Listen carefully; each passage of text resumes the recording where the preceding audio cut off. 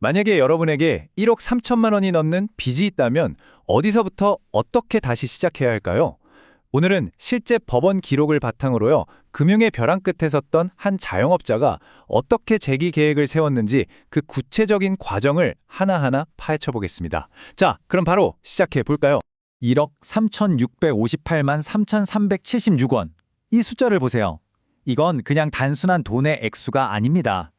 오늘 우리가 들여다볼 이야기의 주인공에게는요, 매일 아침 눈을 뜰 때마다 숨이 턱 막히는 거대한 벽이었을 거고요.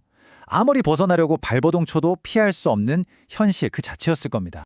그러니까요, 이 어마어마한 빚에서 과연 탈출할 방법이 있긴 한 걸까요? 지금부터 익명의 3.114번 사례를 가지고요, 법원이 어떻게 한 사람의 인생을 다시 설계했는지 그 재기 계획을 아주 자세히 한번 따라가 보겠습니다. 자, 첫 번째 파트입니다. 정말 태산 같은 빚이죠. 이야기의 주인공은요, 전라남도 무안에서 작은 사업체를 운영하던 한 자영업자입니다. 오늘 우리가 함께 살펴볼 바로 그 3114번 사례의 당사자죠. 총부채가 약 1억 3,600만 원인데 이 내역을 보면 진짜 흥미로운 점이 하나 있어요.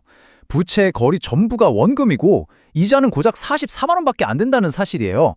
이게 뭘 의미하겠어요? 그렇죠.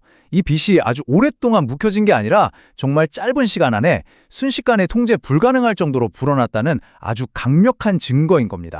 두 번째, 숫자 뒤에 숨겨진 이야기입니다.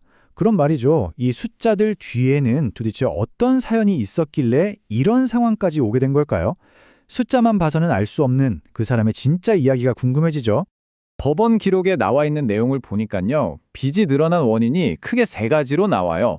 첫째는 가게 운영이 잘 안 됐다는 거, 그리고 당연히 그로 인해서 생활비가 부족해졌다는 것, 마지막으로 여러 가지 다른 문제들이 한꺼번에 겹쳤다는 겁니다.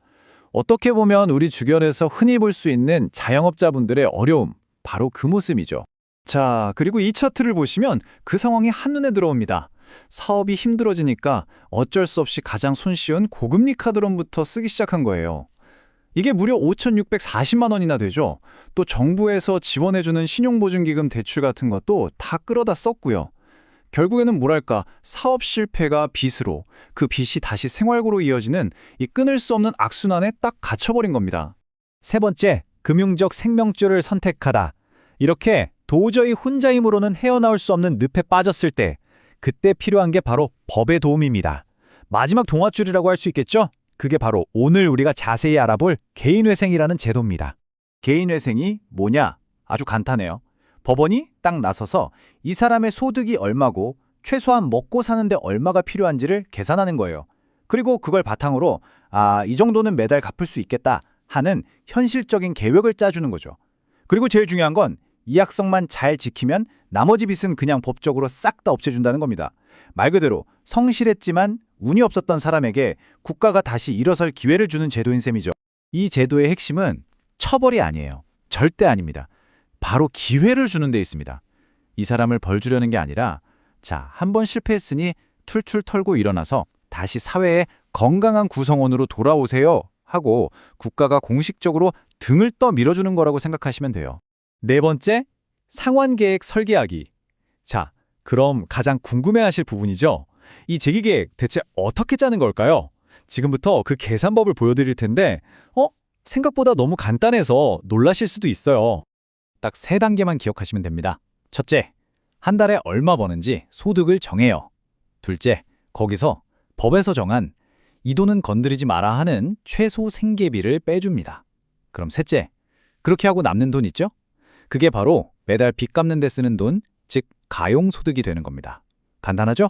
자, 그럼 우리 3114번 사례에 이 공식을 그대로 한번 넣어볼까요? 법원에서 보니까 이분이 한 달에 한 200만 원 정도 번다고 본 거예요. 그리고 당시 1인 가구가 사는데 필요한 최소 생계비가 약 143만 원이었거든요. 이 돈은 무조건 보장해줘야 하는 돈이죠.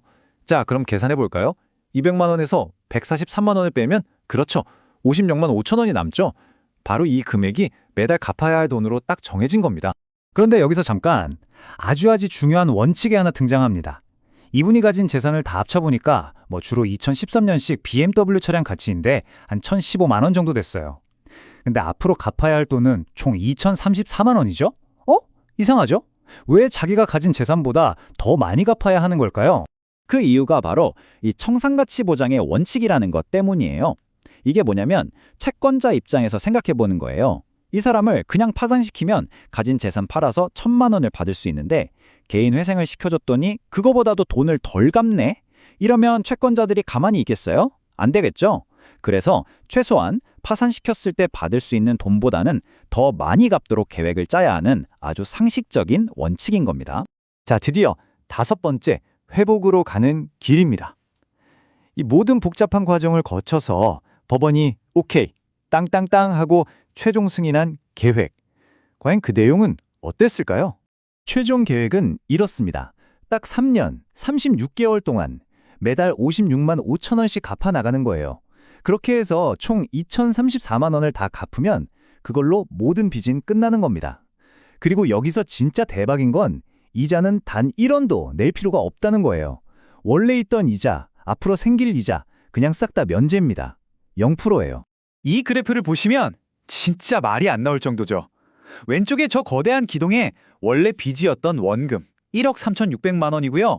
그리고 그 옆에 정말 작아 보이는 저 막대가 앞으로 3년간 갚을 돈 2천만 원입니다. 이 차이 눈으로 보이니까 확 와닿죠? 이걸 비율로 따져보면 어떻게 될까요? 바로 14.9%입니다. 다시 말해서 3년 동안 성실하게 돈을 갚기만 하면 원래 빚의 15%도 안 되는 돈으로 나머지 85%가 넘는 빚을 법적으로, 합법적으로 완전히 탕감받는다는 이야기입니다. 자, 원금의 14.9%만 갚고 얻게 되는 새로운 시작. 이게 과연 옳은 걸까요? 누군가는 이게 없으면 절대로 재기할 수 없는 사람들을 위한 최소한의 사회 안전망, 꼭 필요한 2번째 기회라고 말할 겁니다. 하지만 또 다른 누군가는 아니, 성실하게 빚 갚는 사람들은 뭐가 되냐, 이건 너무 과한 혜택 아니냐 라고 말할 수도 있겠죠. 이 2번째 기회와 금융적 책임 사이의 균형점. 여러분은 어디에 있다고 생각하시나요? 오늘 이야기는 이 질문을 여러분께 던지면서 마무리하겠습니다.